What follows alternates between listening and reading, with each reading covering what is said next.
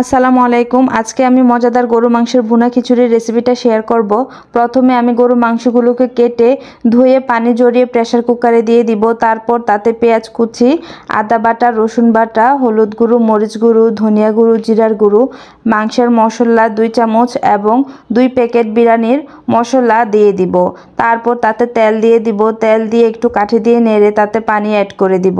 তারপর প্রেসার কুকারের ঢাকনাটা দিয়ে কয়েকটা সিটি আসলে আমি মাংসগুলোকে তুলে নেব। মাংসগুলো হয়ে আসলে আমি আরেকটি সসপ্যানে 2 চামচ ঘি দিয়ে দিব।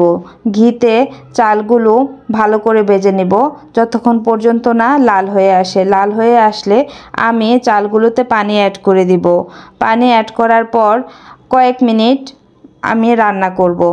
যখন 80% চালগুলো হয়ে আসবে তখন গরু মাংসগুলো অ্যাড করে দিব। তারপর একটু চেক করে নিব, যদি চালগুলো হয়ে আসে তারপর তার উপরে 2 চামচ আর একটু ঘি অ্যাড করে দিব।